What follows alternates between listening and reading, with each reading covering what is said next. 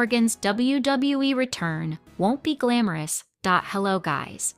Welcome to my channel, I am Elena. Have a nice day. For the latest news update, please subscribe the channel and press the bell icon.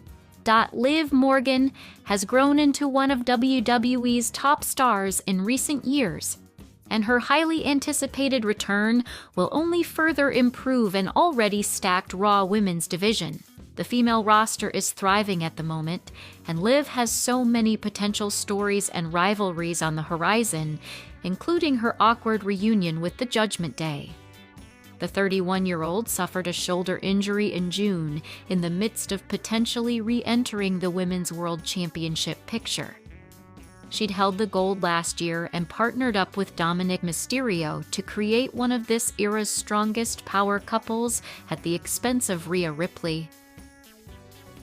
Liv may well return as a babyface because she has become such a mainstream megastar and fan favorite, and could take umbrage with Roxanne Perez, essentially replacing her in the Judgment Day, and with Raquel Rodriguez, allowing it to happen. But Roxanne isn't the only possible feud that could make for excellent TV next year.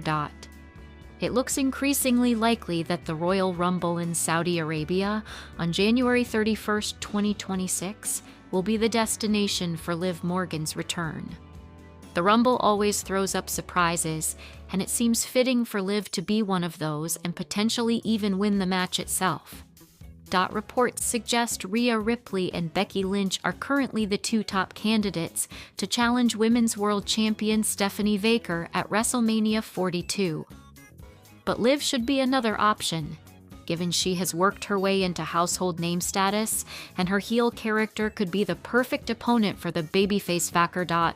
Beyond that, though, there's a need for Liv to be given fresh storylines, and that could come through a babyface run alongside Dom, who is equally earning the support of fans despite his villainous characteristics.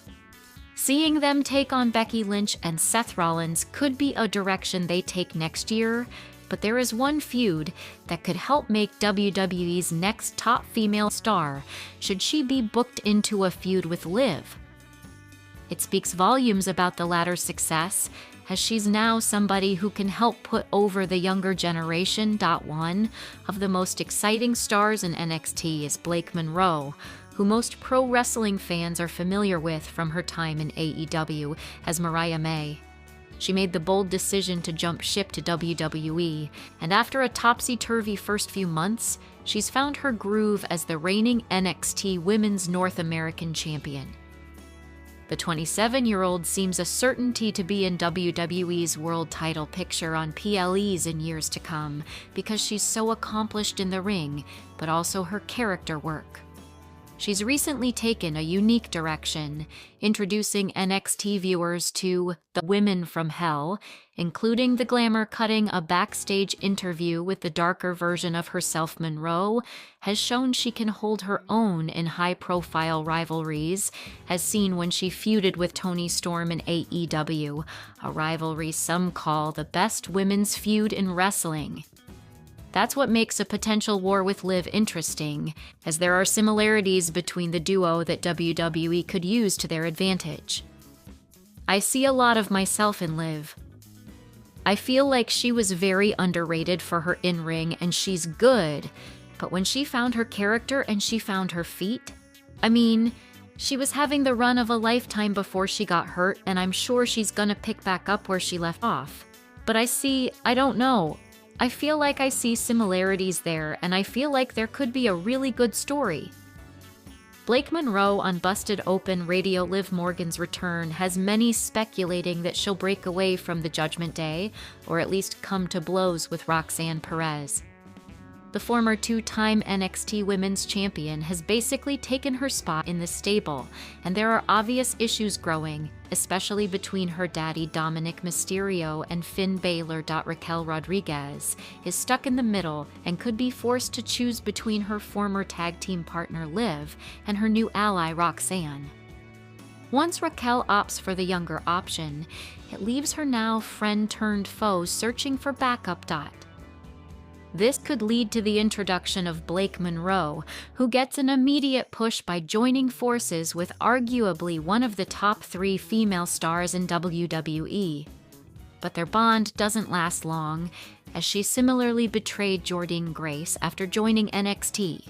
It's all a master plan from Blake to position herself in the main event scene on the main roster and target world title success. Does Charlotte Flair hate Rhea Ripley in real life? The truth revealed after WWE SmackDown. This week on SmackDown, Charlotte Flair refused to join Rhea Ripley's team for the Women's War Games match at Survivor Series. The Queen addressed her deep-seated animosity toward Ripley, expressing her dislike for the latter. The multi-time women's champion called the Eradicator a snake and made it clear that she still holds resentment towards Mommy Dot. This has made a lot of fans wonder whether the two stars actually despise each other behind the scenes. However, that is not the case. Charlotte Flair doesn't hate Rhea Ripley in real life. The tension that was shown on SmackDown was purely a part of the storyline. It was a scripted drama designed to make the Women's War Games match more intriguing. WWE loves to mine the archives of actual in-ring history to create emotional stakes in present-day storylines.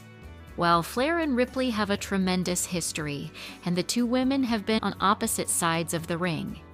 Therefore, the Queen simply joining the babyface team, pretending as if nothing happened between her and Mommy, would have been awkward. However, Rhea Ripley and Charlotte Flair are good friends in real life. Both have praised each other in several interviews in the past. They have tremendous respect for each other and share a healthy bond behind the television screens, regardless of what's shown on SmackDown. Rhea Ripley and Charlotte Flair are two of the biggest stars of the women's division, having a storied history. They faced each other twice, once at WrestleMania 36 and another at WrestleMania 39, giving 2 blockbuster matches that redefined women's wrestling in WWE. It looks like Flair's thirst hasn't been quenched yet, as she wants another match with Ripley at the Show of Shows. During an interview with Daniel Cormier for ESPN in April 2025, the Queen expressed her desire to go up against the Eradicator again. Charlotte Flair stated that she wants to complete her WrestleMania trilogy with Rhea Ripley and is keen on having that third match soon. She hopes to get in the ring with the Eradicator very soon. It's not just wishful thinking, but it's inevitable storytelling rooted in their elite chemistry.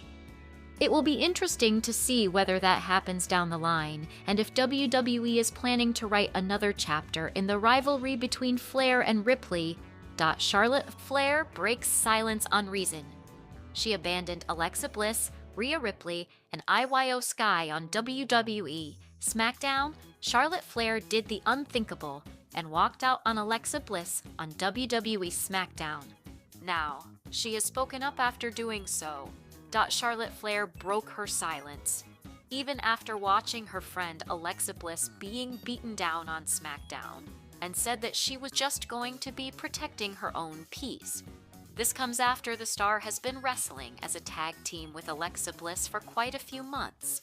They were even the tag team champions until recently, where they lost the match to Kabuki Warriors thanks to interference from Nia Jax and Lash legend.